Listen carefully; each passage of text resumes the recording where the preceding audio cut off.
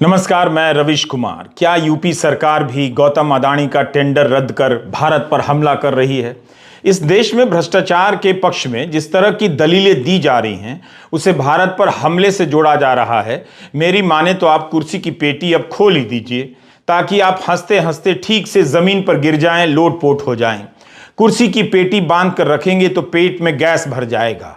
क्या गौतम अडानी अब मुख्यमंत्री योगी आदित्यनाथ पर भी आरोप लगा देंगे कि उनका टेंडर रद्द कर भारत पर हमला कर दिया गया है?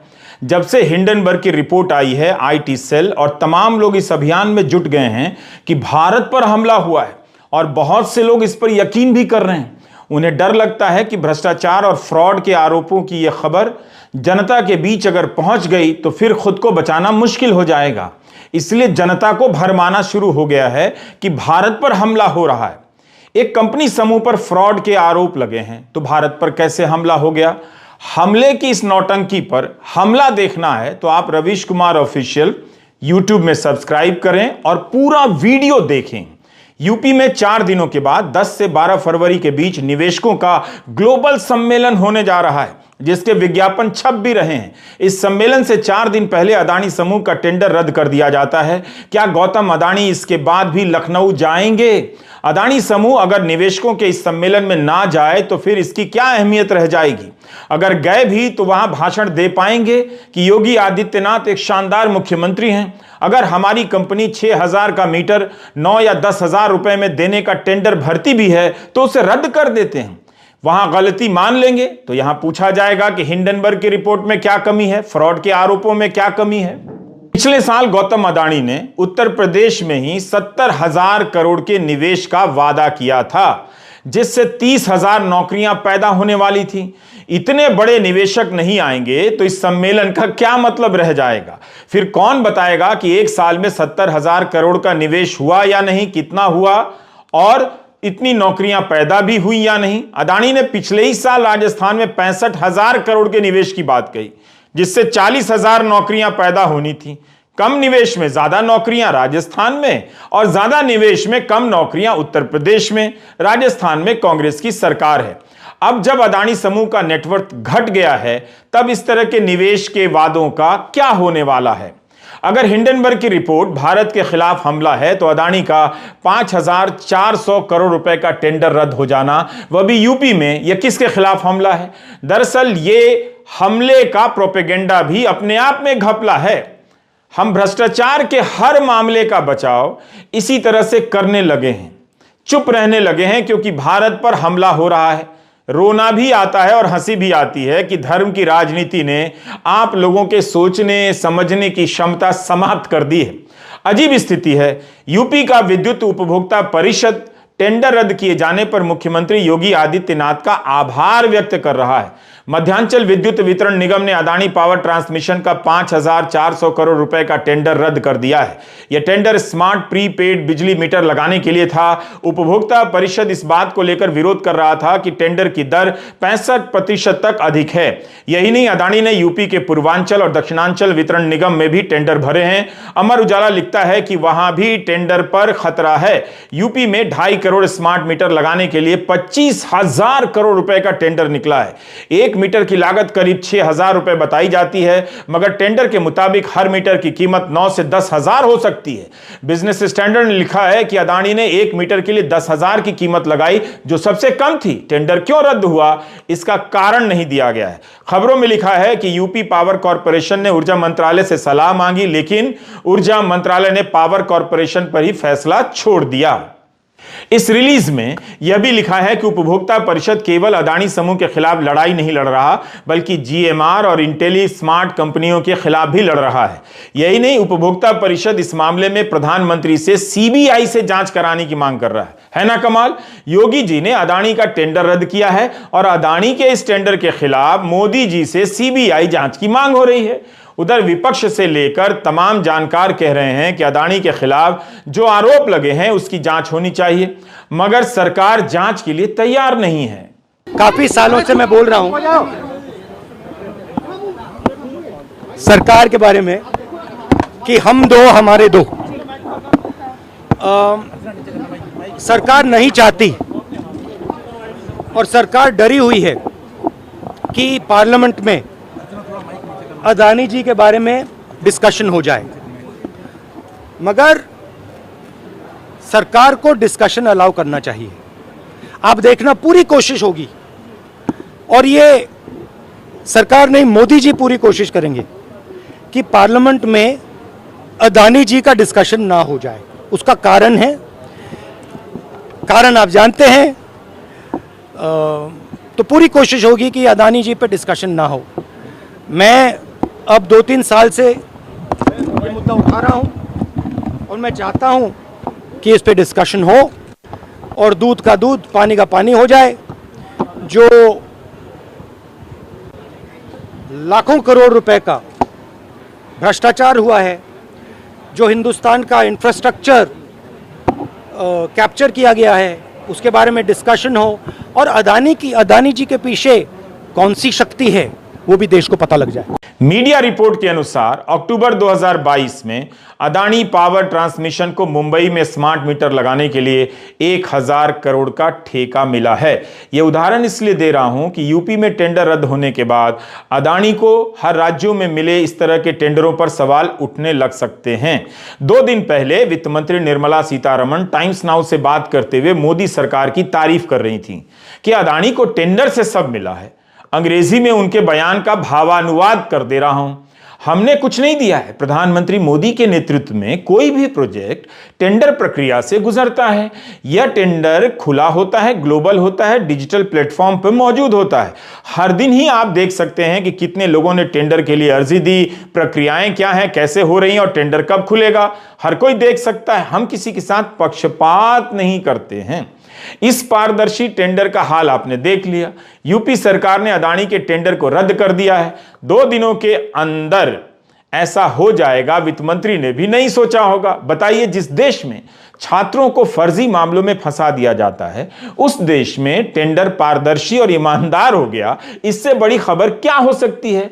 अब तो दिल्ली के साकेत कोर्ट के अतिरिक्त सेशन जज अरुल वर्मा ने अपने फैसले में कह दिया है कि दिल्ली पुलिस ने जो चार्जशीट पेश की है, उसमें जो तथ्य हमारे सामने लाए गए हैं, उनके आधार पर अदालत इस नतीजे पर पहुंचती है कि पुलिस असली अपराधियों को पकड़ने में नाकाम रही और शर्जिल इमाम और अन्य लोगों को बलि का बकरा बनाकर गिरफ्तार कर लाई। इस तरह 2019 में जामिया हिंसा मामले में शर्जिल इमाम, सफूरा जरगर, आसिफ इकबाल तन्हा सहित 11 लोगों को आरोप मुक्त कर दिया गया है। कोर्ट ने कहा कि शर्जिल और तन्हा जैसों को लंबे और कठोर मुकदमे में घसीटना देश के लिए और न्याय व्यवस्था के लिए अच्छा नहीं है। तो पूछिए अदानी और ऑर्गेनाइजर से कि क्या ऐसा करना भारत के खिलाफ हमला नहीं है। फर्जी यूएपीए लगाना, फर्जी एनएसए लगाना, फर्जी मुकदमों में महीनों जेल में डाल देना, यह सब किसके राज में हो रहा है आप देख सकते हैं। लेकिन उनके राज में टेंडर ईमानदार और पारदर्शी हो गया है, इस झूठ को आप नहीं देख पा रहे हैं। सोचिए अदानी के समर्थन में कितनी अफवाहें फैलाई गई। यह ऑर्गेनाइजर का फेसबुक पेज है। ऑर्गेनाइजर को राष्ट्रीय स्वयंसेवक संघ से जुड़ा माना जाता है। इसकी वेबसाइट पर गजब की झूठी कहानी बनाई गई है कि अभिसार, सीमा चिश्ती, अजीत अंजुम और हमारे जैसे पत्रकार डिजिटल शार्प शूटर हैं। ऑर्गेनाइजर की इस रिपोर्ट में अदानी को बदनाम करने के लिए विदेशी संस्थाओं से पैसे लेने के आरोप लगाए गए हैं। अब यही ऑर्गेनाइजर क्या योगी आदित्यनाथ की सरकार पर भी आरोप लगा देगा? जहां अदानी पावर ट्रांसमिशन का टेंडर रद्द हुआ है, इसलिए हुआ है कि 6000 का मीटर कथित तौर पर 10,000 रुपए में भरने का टेंडर भरा था। अगर पारदर्शी प्रक्रिया के तहत अदानी समूह को मिल भी जाता तो यूपी की गरीब जनता पर कितना भार पड़ता। यह सोचिए, क्या केवल टेंडर को पारदर्शी कह देने से टेंडर पारदर्शी हो जाता है? इतने नादान आप कब से हो गए? बिजनेस स्टैंडर्ड ने लिखा है कि स्मार्ट मीटर की सप्लाई के लिए जिन 4 कंपनियों ने टेंडर भरे हैं, उनमें से कोई भी कंपनी स्मार्ट मीटर का उत्पादन नहीं करती है। मुख्यमंत्री योगी आदित्यनाथ पर क्या अब आरोप लगेगा कि वे किसी वामपंथी लॉबी का हिस्सा हैं, 5th जनरेशन वॉरफेयर से जुड़ गए हैं? इसी तरह के बकवास आरोप हम जैसे कुछ पत्रकारों पर भी लगा दिए गए हैं। हिंडनबर्ग की रिपोर्ट में अदानी समूह पर कथित फ्रॉड के गंभीर आरोप लगे हैं। इन आरोपों की जांच नहीं हुई है, मगर उससे पहले यूपी सरकार ने अदानी की एक कंपनी का 5400 करोड़ रुपए का टेंडर अन्य कारणों से रद्द कर दिया। तो फिर भी इस समूह पर एक तरह से गंभीर आरोप तो लगते ही हैं। दोनों में कोई संबंध नहीं है, हम जानते हैं, मगर जिस अदानी को लेकर दुनिया भर में चर्चा हो रही है, उनकी कंपनी का 5,400 करोड़ रुपए का टेंडर यूपी में रद्द हो जाए, क्या इस खबर को भी आप नहीं देखेंगे? मीडिया के सहारे भले ही अदानी पर लगे आरोपों को मैनेज कर लिया जाएगा, मगर इसी मीडिया के सहारे दुनिया भर के देशों में अलग अलग भाषाओं के अखबारों में इस समूह के कथित कारनामों पर खोजी रिपोर्टिंग हो रही है। लोग जान रहे हैं कि क्या मामला है। भारत पर हमला नहीं हुआ है। भारत के शेयर बाजारों में कोई भारी गिरावट नहीं देखी गई। शेयर बाजार ठीक ही चल रहा है। केवल अदानी के शेयर आज भी गिरे हैं। अदानी के 5 स्टॉक लोअर सर्किट पर रहे। अदानी एंटरप्राइजेज आज फ्लैट रहा। अदानी पोर्ट में 9% की बढ़ोतरी देखी गई, लेकिन उनके समूह का वैल्यू करीब 10 लाख करोड़ घट गया है। अदानी समूह भारत नहीं है, बल्कि भारत के अदानी समूह पर भ्रष्टाचार और फ्रॉड के आरोप लगे। यह सिस्टम की एक समस्या है। आज एक और खबर आई, ईटी नाउ ने खबर छापी है कि स्टैंडर्ड चार्टर्ड बैंक ने भी अदानी को उनके बॉन्ड के बदले मार्जिन लोन देने पर रोक लगा दी। इससे पहले क्रेडिट स्विस और सिटी ग्रुप ने भी रोक लगाई। क्या तीन बैंक वामपंथियों से मिलकर भारत के खिलाफ साजिश कर रहे हैं, या फ्रॉड के जो आरोप लगे हैं उन्हें अब दिखाई देने लगा है कि ये आरोप हवाई नहीं लगते हैं? एक तरफ भारत पर हमला बताकर भारत की जनता को बेवकूफ बनाया जा रहा है ताकि वह महाफ्रॉड के आरोपों के बारे में जान ना पाए, लेकिन दूसरी तरफ अदानी के शेयरों और बॉन्ड की साख भी गिरती जा रही है। बैंक अदानी समूह के बॉन्ड के बदले लोन देने से अब कतरा रहे हैं, तो मार्केट में हवा खराब देखकर अदानी कभी एफपीओ वापस ले रहे हैं, तो कभी बॉन्ड के माध्यम से की जाने वाली डोमेस्टिक स्टॉक ऑफरिंग वापस लेने की खबरें छप रही हैं। ब्लूमबर्ग ने रिपोर्ट किया है कि अदानी समूह ने डोमेस्टिक स्टॉक ऑफरिंग को अचानक वापस ले लिया है। यही नहीं, खुदरा बाजार में 10 अरब रुपए के बॉन्ड बेचने की योजना भी टाल दी गई है। बाजार में शेयरों के गिरने के बाद जनता के बीच बॉन्ड बेचने की योजना थी। क्या इसी तरह के बॉन्ड हैं जिनके बदले क्रेडिट स्विस जैसे बैंक लोन नहीं देना चाहते हैं? ब्लूमबर्ग ने यह खबर सूत्रों के हवाले से छापी है। वामपंथी कब से इतने ताकतवर हो गए कि इतना कुछ प्रभावित करने लगे? यह अजीब है कि किसी कमजोर को जेल में डालना हो, फर्जी यूएपीए लगाना हो, किसी का घर अदालत के फैसले से पहले बुलडोजर से गिरा देना हो, तब तो चारों तरफ मजबूती, मर्दानगी नजर आती है। एक रिपोर्ट क्या आ गई, सब दुबक गए, भरभरा कर चिल्लाने लगे कि भारत पर हमला हो गया है, भारत पर हमला हो गया।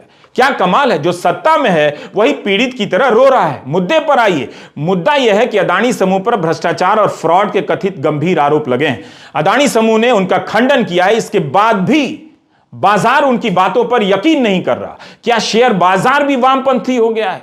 ब्लूमबर्ग की ही यह खबर है जो बताती है कि अदानी कांड के बाद से ईएम इंडेक्स में भारत का वजन घटने लगा है। ईएम का मतलब हुआ इमर्जिंग मार्केट। उभरते हुए बाजारों के लिए एमएससीआई ईएम इंडेक्स बना है, जिसमें 24 देशों को जोड़ा गया है। आशुतोष जोशी ने लिखा है कि इसमें भारत दूसरे नंबर पर था, लेकिन अदानी के शेयरों के दाम गिर गए तो भारत सरक कर तीसरे पर आ गया। चीन पहले नंबर पर है, भारत अब 13% के साथ तीसरे नंबर पर आ गया है। अदानी के खिलाफ कोई नहीं है, खुद उनकी करतूत होगी, उनके कारनामे होंगे। अगर नहीं होते तो 413 पन्नों की सफाई के बाद सब दूध का दूध एंड वाटर का वाटर हो गया होता। इंतजार हो रहा है कि अदानी हिंडनबर्ग के खिलाफ कब मानहानि का मुकदमा करेंगे। अब तो हिंडनबर्ग के साथ साथ फोर्ब्स और वॉल स्ट्रीट जर्नल ने जो खोजी रिपोर्ट फाइल की है, क्या उनके खिलाफ भी मानहानि का मुकदमा होगा?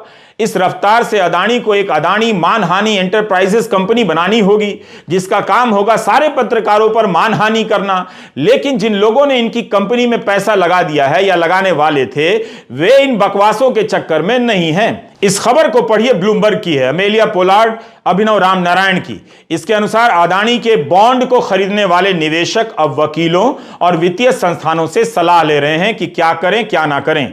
वे जानना चाहते हैं कि समूह पर जो कर्जा है उसे अलग अलग हालात में कैसे चुकाया जाएगा, क्योंकि उन्हें भारी नुकसान होने का अंदेशा है। यह खबर भी सूत्रों के हवाले से छपी है। भारत के अखबारों में कम छप रहा है, हिंदी के अखबारों में नमक भर छप रहा है, छप भी नहीं रहा। मगर कुछ वेबसाइट हैं और विदेशों के अखबार हैं जहां अदानी को लेकर खूब खबरें छप रही हैं।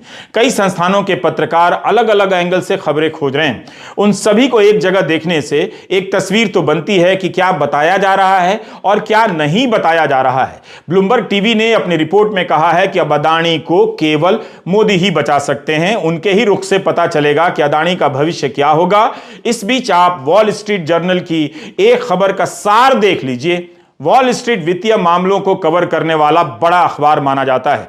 4 फरवरी को यह खबर छपी है। शानली वेलेंसून, बेनफोल्डी और स्टेसी माइकट्री यह खबर बता रही है कि अदानी पावर की एक बड़ी शेयर होल्डर ऑफशोर कंपनी ओपल इन्वेस्टमेंट प्राइवेट लिमिटेड है। अदानी पावर ने अपनी ताजा क्वार्टरली रिपोर्ट में कहा है कि ये हमारे एक स्वतंत्र शेयर धारक हैं और इनका अदानी पावर में 4.69% की हिस्सेदारी है। इसके अलावा कोई संबंध नहीं। वॉल स्ट्रीट जर्नल ने अदानी समूह के दस्तावेजों की समीक्षा कर दावा किया है कि ओपल को ट्रस्ट लिंक इंटरनेशनल लिमिटेड नाम की वित्तीय सेवा प्रदान करने वाली कंपनी ने मॉरिशस में स्थापित किया है। ट्रस्ट लिंक मॉरिशस की कंपनी है और इसके तार अदानी परिवार से जुड़े बताए गए हैं। रिपोर्ट में लिखा है कि इन फाइलिंग से पता चलता है कि ट्रस्ट लिंक के एक निदेशक लुई रिकार्डो काइलू ओपल के बोर्ड के सदस्य हैं। यही आदमी मॉरिशस की एक और कंपनी के बोर्ड में है जिसका नाम है Krunal trade and investment private limited. इस कंपनी के बोर्ड में विनोद अदानी और अदानी परिवार के फैमिली ऑफिस के सीईओ सुबीर मित्रा भी शामिल हैं, यह बताया गया है। ये तो गंभीर आरोप है। क्या अदानी परिवार के किसी की मॉरिशस में कंपनी है जिसने एक निवेशक कंपनी बनाई है, निवेश करने वाली, जिसने भारत में अदानी की कंपनी में निवेश किया है? इस गेम से काला धन देश से बाहर जाता है या देश में वापस आकर सफेद हो जाता है? हिंडनबर्ग और मीडिया की रिपोर्ट को सीधे रिजेक्ट कर देने से बात खत्म नहीं हो जाती। अगर अदानी समूह की कंपनियों के तार मॉरिशस में बनाई गई ऑफशोर कंपनियों से जुड़े हैं, इसकी जांच कौन करेगा? इस बिंदु पर हम 2017 की एक पुरानी खबर के बारे में याद दिलाना चाहते हैं। उस साल मोदी सरकार शेल कंपनियों को पकड़ने और खत्म करने का दावा किया करती थी। दावा किया गया कि 2 लाख शेल कंपनियों को बंद किया गया है। इनमें से 20,000 शेल कंपनियां ऐसी हैं जिन्होंने नोटबंदी के समय हजारों करोड़ रुपए की हेराफेरी की थी। जब भारत में शेल कंपनियों को भ्रष्टाचार की जड़ मानते हैं, तब मॉरिशस में कोई शेल कंपनी बनाकर भारत की कंपनी में निवेश करे, इसमें भ्रष्टाचार क्यों नहीं हो सकता और सरकार क्यों नहीं जांच कर सकती? वॉल स्ट्रीट जर्नल ने इन शेल कंपनियों का पता लगाया है। लिखा है कि इनकी अपनी वेबसाइट तक नहीं है। सोचिए, कैसी कंपनी है जिसके पास आज के जमाने में वेबसाइट भी नहीं है? हिंडनबर्ग ने अपनी रिपोर्ट में सवाल किया है कि ओपल के फंड और अदानी समूह में निवेश का सोर्स क्या है। इस पर अदानी समूह क्या बताना चाहेगा? 413 पन्नों के जवाब में अदानी समूह ने कहा है ओपल और अन्य स्वतंत्र शेयर धारक क्या स्टॉक खरीदते हैं और उनके फंड के सोर्स क्या हैं, इस पर उनका कोई कंट्रोल नहीं। और यह कहा है कि यह जानने की जरूरत अदानी समूह को नहीं है। खबरों पर नजर रखिए, तब समझ आएगा क्या गेम है। भारत पर हमला हो रहा है, इस नाम से ये लोग दूसरी दिशा में ढेला मार दे रहे हैं ताकि लोगों की नजर उधर चली जाए। और इन खबरों पर नजर गड़ाकर आप देखते रहेंगे तो पता चल जाएगा कि भारत पर हमला करने वाला कौन है, कहां से है, कैसे भारत को भीतर से खोखला किया जा रहा है। निश्चित रूप से यह मामला जटिल है, लेकिन भारत पर हमला के नाम से खेत छोड़कर भागने से कुछ नहीं होगा। व्हाट्सएप ग्रुप के अंकिलों को हमारा सारा वीडियो दिखाइए, वो नहीं मानेंगे, फिर भी उन्हें दिखाइए, मगर पहले आप खुद पूरा वीडियो देखिए। अदानी समूह ने अपने शेयर धारक कंपनियों के बारे में हमेशा कहा कौन कहां पैसा लगा रहा है, इस पर उनका कोई कंट्रोल नहीं, लिस्टेड कंपनी का कोई नियंत्रण नहीं होता है। वॉल स्ट्रीट जर्नल और फोर्ब्स ने लिखा है कि Opal, Elara, Monarch Ayushman Limited, Elm Park Fund और Aviator Global Investment Fund Adani समूह की लिस्टेड कंपनियों में शेयर धारक हैं। सवाल है कि कोई शेल कंपनी अदानी के शेयर खरीद रही हो, उन कंपनियों पर तरह तरह के आरोप लग रहे हों, क्या यह अदानी समूह के लिए चिंता की बात नहीं होनी चाहिए? भारत सरकार को जांच नहीं करनी चाहिए कि कहीं इन निवेश के जरिए भारत पर हमला तो नहीं हो रहा है? हम आपको 28 जुलाई 2021 की एक रिपोर्ट के बारे में बताना चाहते हैं। 28 जुलाई 2021 को ब्लूमबर्ग के अनुराग कोटोकी ने लिखा है कि Elara Fund, Cresta Fund, Albula Fund और एपीएमएस फंड का उन 2 कंपनियों में काफी पैसा लगा है जिसके संस्थापक भारत से भाग गए। इनके खिलाफ मनी लॉन्ड्रिंग की जांच चल रही है। एक संस्थापक तो दिवालिया हो गया। इनके फंड मॉरिशस में रजिस्टर्ड थे। 2018 से ही क्रेस्टा, एल्ब्यूला और एलारा के खिलाफ गोल गोल पैसा घुमाने, राउंड ट्रिपिंग की जांच चल रही है। इन कंपनियों ने बाद में अपना निवेश 90% निवेश अदानी समूह में कर दिया, ऐसी रिपोर्ट छपी है। मॉरिशस की जिन शेल कंपनियों की बात हो रही है उसके खिलाड़ी तो भारत के साथ आर्थिक अपराध करने वाले लगते हैं, फिर उनकी जांच क्यों नहीं होनी चाहिए? अदानी समूह की यह सफाई पर्याप्त नहीं लगती कि ये कंपनियां किसमें निवेश करती हैं, उस पर उनका नियंत्रण नहीं है। एक कंपनी जिसके खिलाफ 2018 से मनी लॉन्ड्रिंग की जांच चल रही हो, जिनके संस्थापक भारत से भाग गए हों, वो अदानी समूह में पैसा लगा रहे हों, इस तरह से यह गंभीर मामला नहीं तो गंभीर होता क्या है? केवल उन्हीं को गंभीर नहीं लगेगा जिनका धर्म की राजनीति के कारण दिमाग बंद हो गया है। कौन है पैसा लेकर भागने वाला, इसके बारे में हम इसी वीडियो में आगे बताएंगे कि अदानी ग्रुप के लिए यह चिंता की बात नहीं कि कैसे लोगों का पैसा उनकी कंपनी में लग रहा है, यह किस तरह की पारदर्शिता है। इन्हीं कंपनियों का अगर ऑल्ट न्यूज में 100 रुपए चंदा होता तो प्रतीक सिन्हा और मोहम्मद जुबैर जेल में होते। जुबैर को तो जेल में डाल भी दिया गया था और फंड में इसी तरह के सवाल उठाए गए थे। पत्रकार सिद्दीक कप्पन पर 5,000 रुपए की मनी लॉन्ड्रिंग के फर्जी आरोप लगाए गए, उन्हें जेल में बंद कर दिया गया। कोर्ट ने इस मामले में ईडी के साक्ष्यों को नाकाफी बताया और कप्पन को जमानत दी। वॉल स्ट्रीट जर्नल की रिपोर्ट में जो तथ्य सामने लाए गए हैं उसकी जांच क्यों नहीं होनी चाहिए? एलारा क्रेस्टा के पास जो पैसा है किसका है यह पता नहीं चल रहा, मगर यह पता चल रहा है कि इनका पैसा अदानी समूह में लगा है। मॉरिशस की कंपनी है, इन्हीं की भूमिका के बारे में वॉल स्ट्रीट जर्नल ने खोजी रिपोर्टिंग की है। अदानी समूह को जवाब देना होगा और यह भी कि वॉल स्ट्रीट जर्नल पर कब मानहानि करेंगे और हिंडनबर्ग के एंडरसन पर कब मानहानि का मुकदमा होने जा रहा है। केवल और केवल धर्म की राजनीति ही इन कारनामों पर पर्दा डाल सकती है, क्योंकि इसी के नाम पर भारत की जनता इन सवालों पर ध्यान नहीं देगी। सच बोलने के लिए गीता की कस्में खा लेगी, मगर सच का पता लगाने के लिए सवाल नहीं पूछेगी।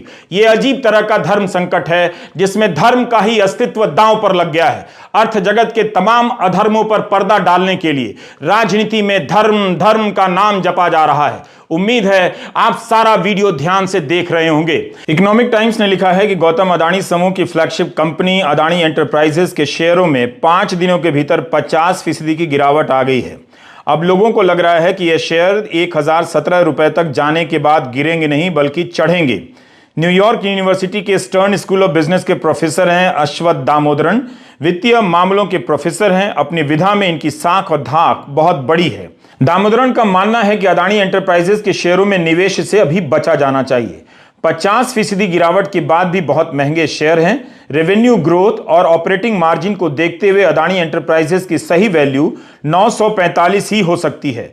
दामोदरन लिखते हैं कि हिंडनबर्ग की रिपोर्ट के बिना भी वे अदानी के शेयरों को उतना नहीं मानते जिस भाव पर बिक रहे हैं। सिस्टम की खामियां उजागर हो गई हैं। भारत सरकार, नियामक संस्थाओं, बैंकों के लिए यह मौका भी है कि उन खामियों को ठीक करें, मगर ऐसा करना आसान नहीं होगा। हमने अपने हर वीडियो में बताया है कि हमारा इरादा आपके निवेश के फैसले को कतई प्रभावित नहीं करना है। हम केवल अदानी समूह को लेकर जो सवाल उठ रहे हैं, जो खबरें आ रही हैं, जिन्हें नहीं बताया जा रहा है, उन्हें आपके सामने ला रहे हैं, क्योंकि हिंदी के अखबार और चैनल इन खबरों को आप तक पहुंचने नहीं दे रहे हैं। सेबी का जवाब आ गया है। 4 फरवरी को सार्वजनिक रूप से एक पूरा पत्र जारी हुआ। उससे पहले हम एक और पुरानी खबर के बारे में आपको बताना चाहते हैं। यह खबर हिंदू बिजनेस लाइन में छपी है। 12 अक्टूबर 2022 की यह खबर बता रही है कि गौतम अदानी ने सेबी की चेयरपर्सन माधवीपुरी बुच से मुलाकात की है। अखबार ने इसे रेयर इंस्टेंस लिखा है, यानी आमतौर पर ऐसी मुलाकात होती नहीं। इस खबर के मुताबिक गौतम अदानी सेबी के दफ्तर गए थे। 1 महीने के भीतर 2 बार गए। यह खबर सूत्रों के हवाले से लिखी गई है। दोनों ही बार सेबी की प्रमुख से मुलाकात की थी। इस रिपोर्टिंग में मीटिंग का मकसद नहीं बताया गया है, केवल सूचना है और इसे सामान्य मुलाकात बताई गई है। आईटी सेल अफवाहें उड़ा रहा है कि मैं हिंडनबर्ग के दफ्तर में 7 बार गया। कम से कम यही पूछ लो भाई, अदानी सेबी के दफ्तर में 2 बार क्यों गए तो जून 2021 में सेबी ने अदानी ग्रुप से संबंधित जांच की बात कही थी, जिसका हवाला तृणमूल सांसद महुआ मोइत्रा ने दिया था। अदानी और सेबी चीफ की उन मुलाकातों को फिर से याद किया जा सकता है। कीजिए, पूछिए। 4 फरवरी को सेबी ने सार्वजनिक रूप से जो बयान जारी किया, उसमें अदानी समूह को लेकर उठ रहे सवालों के जवाब कम हैं। सेबी क्या काम करती है, कैसे नजर रखती है, इन सब बातों से पन्ना भर दिया गया है। लिखा है कि पिछले हफ्ते के दौरान बिजनेस घराने के शेयरों में गिरावट पर नजर रखी जा रही है। अगर सेबी की नजर में कोई सूचना आती है तो नीतियों के आधार पर उनका परीक्षण किया जाएगा। गहन परीक्षण के बाद कार्रवाई भी की जाएगी। सेबी के पत्र से आपको सेबी के कार्यों पर निबंध लिखने में मदद मिल सकती है, मगर सवालों का जवाब नहीं मिलेगा। फ्रॉड के जो आरोप लगाए गए हैं उनके जवाब नहीं मिलेंगे।